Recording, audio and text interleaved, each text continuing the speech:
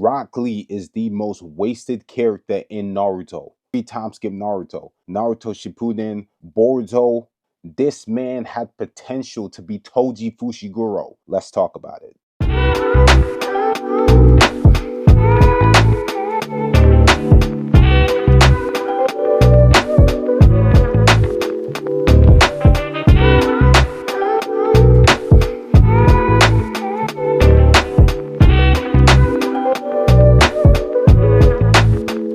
Rock Lee was that guy that had no ninjutsu, no genjutsu, nothing.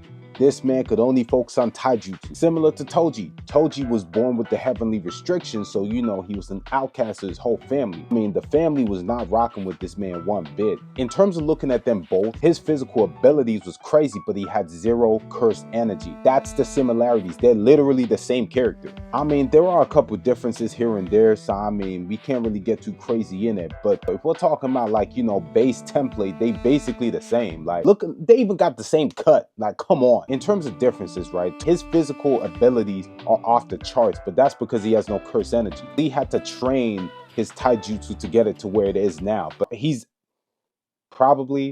he's the best taijutsu guy. Like, in terms of taijutsu, we're going into Boruto. This man's taijutsu is nice. Like, this man, he's actually that guy. Toji is like a cursed tools master, so I mean, there is that on him, but I mean, my point is that if we're talking focus in regards to Rock Lee has the most wasted potential in all of Naruto. Come on. So y'all probably watching this video through YouTube recommendations. Y'all may as well hit that subscribe button, man. At least y'all can get the videos on time. At least I ain't gotta start sweating to start getting these views up. Like, you know what I'm saying? But yeah, thanks. Lee is like the embodiment of hard work. He's almost like the personification of hard work beats talent if talent doesn't work hard. Lee spent a lot of his life training his taijutsu. Well, not even a lot. His whole life training his taijutsu because his genjutsu and his ninjutsu were basically trash. And I mean, he was doing this under the guidance of Mike Guy.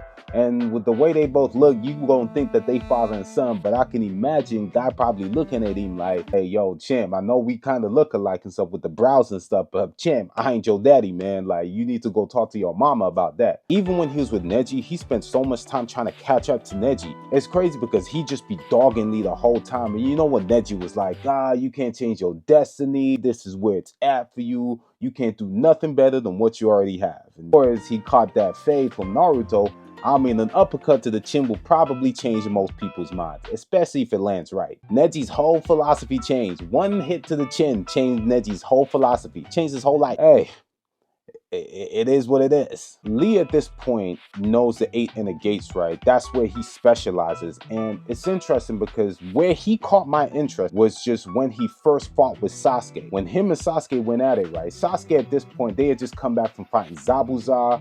You know, they fought with Haku, and Naruto had experienced the Kyuubi for the first time. Sasuke was legitimately looking at Lee like, yo, my eyes is red, I'm nice. You're not touching me, I'm ducking and weaving everything. And of course, Sasuke caught a fade. Rock Lee literally met this man, ran a fade with him, put him on the ground. When he fought with Gaara, right? Gaara's got the whole sand armor and he got the whole thing where, oh, no one's ever injured Gaara before, whatever. And it's crazy because Rock Lee's whole philosophy behind training is super old school in the sense this man still uses leg weights. And I mean, I be in the gym as much as the next guy and stuff. And I mean, you're going to use the leg extension. You might do a couple squats. Ain't nobody using no ankle weights. And he dropped the ankle weights the moment God gave him the green light to take it off. Tamari was the one who was dogging him. And the moment he dropped it, had a big ass explosion to the point where Tamari was like, oh, wait, Gaara, you might want to double up on that armor or something. I became so interested in Lee because I feel like a lot of people could actually relate to him. Like, he was like the underdog kind of guy, and you know, he wasn't talented. And I feel like in the world we live in today, there are some people who are doing what they do, but they're not precisely talented. They're in a position where most people have to sit there and work hard at what they do. I mean, you gotta do that with everything, like, yes. But in this case particularly, you know, Lee really had to put in that work because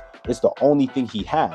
And that's like a lot of people. So I feel like he was definitely like very relatable in that sense. Of course, you know, the fight gets more intense. Gaara finally gets his first scratch and he's like, damn, I'm bleeding?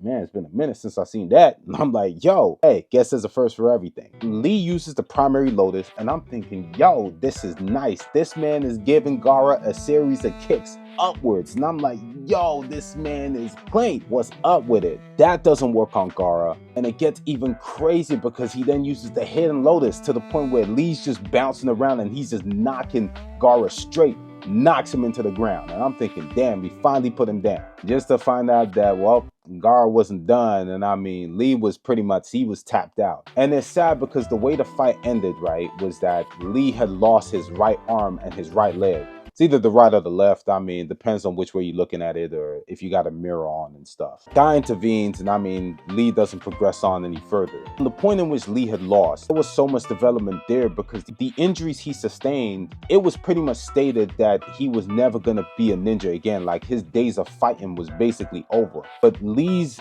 drive and determination, which is what I loved about his character, kept training. Even though he knew he wouldn't be a ninja again, he kept training. Like, he did what he could. And in this day and age, I feel like when people get like crippled or hurt in some capacity, it's like everything just stops. It's like the world stops and everything's at a standstill.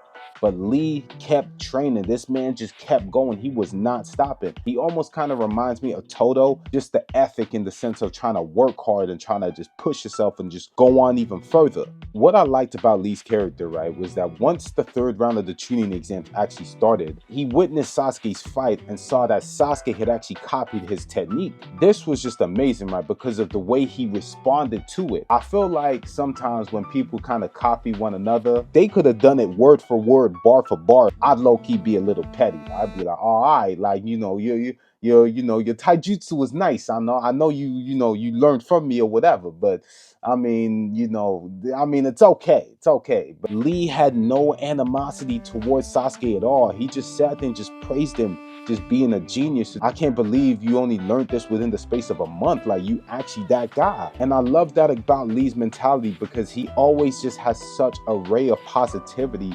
towards any and everything. Like, he's never had animosity towards anything at all. So Tsunade comes back to the village and Lee has the surgery. Surgery's successful and Lee's back on his feet. And this man is nice. And of course, the story did not waste any time in regards to putting this man back into action. Once the Sasuke retrieval arc kicked off, Naruto was fighting Kimimaro, Lee jumped straight into that fight. Of course, they're going at it and, Lee's nice, he's sizing himself out. He's like, all right, I can move, I'm clean. And then this was probably one of the greatest moments or techniques I've just seen Lee do, which was drunk Lee. I have never seen animation done to such a crisp. This man was nice. The hands they was exchanging was too clean. Ever since that point, I mean, conclusion, he didn't lose the fight, but he didn't win it either.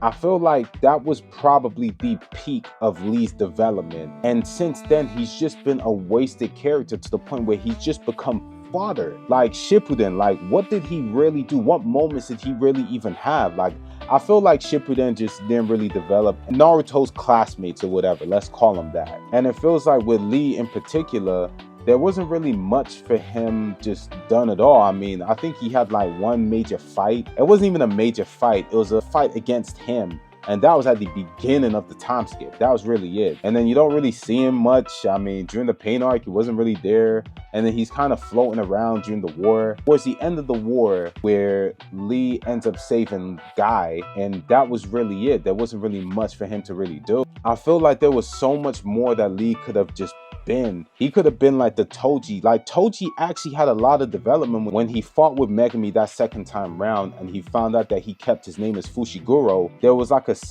almost like a sense of satisfaction that, okay, you might be with the Zenin clan, at least you didn't drop my name. So I feel like he at least found some sort of peace. Doesn't build Toji's character anymore, but at least puts Toji in a position where he finds clarity, because at that point, the last time he had even heard of Megumi at all was when he fought with Gojo and when he died. And he was just telling Gojo, like, yo, look after my kid. Outside of that, he didn't know nothing. I definitely enjoyed that aspect of Toji's character. I feel like with Lee in Boruto, Boruto primarily focuses on taijutsu. Guy and Lee, they are those guys. When Boruto was focused on the Momoshiki arc, they brought all the Kages, all of them. Even brought Boruto, even brought the scientific guy. And none of y'all thought to bring Lee? Lee at this point has probably developed too many techniques beyond the 8 gate, probably perfected Drunk Lee. That could have been the craziest exchange of hands in Boruto. And I just feel like they just did not even do anything with that. Like, I mean, I get it. Naruto's not like a perfect anime and stuff, and that's fine, that's cool. When you speculate a little further and you think of, you know, Ishiki and Jigen, I mean, there's not really much Lee could have done at all. Naruto, Sasuke could barely deal with this guy. Naruto's taijutsu game was a little iffy for me, you know, pre-time skip. Married into that Hyuga clan and he became nice. I feel like with Lee, they just wasted that, man. And not that it ruins the anime for me, but I think it's definitely something that's a little disappointing overall. I feel like they definitely could have focused more on just Lee's character and his development and just where that could have gone. Toji had no cursed energy whatsoever. He's a weapons master. This man's taijutsu game is on point. The way he's presented in the anime, it drives you off your seat. Toji fought Dagon. You knew Dagon was getting washed, hands down, especially after that exchange in strength. That tug-of-war game he played with Maki. I'm sitting here thinking, what if Toji had fought Sukuna? Like, how would that have turned out? Now, of course, would Sukuna have won? Absolutely. Could you even imagine how that would have turned out? Like, how would it have looked like if Toji had fought with Gojo, or at least they had exchanged hands again? That would have been intense. Y'all can't tell me different, come on. I think the hype for Toji, I guess it's Jujutsu Kaisen because it's written differently, and I feel like the writing in Jujutsu Kaisen is actually better than Naruto, personally. Regardless anyway, I mean, Lee's a great character. I feel like he was definitely wasted, and there's definitely a lot more that they could have done for him. But yeah, let me know your thoughts below. Like, comment, subscribe, and I'll holler at y'all later, man. Peace.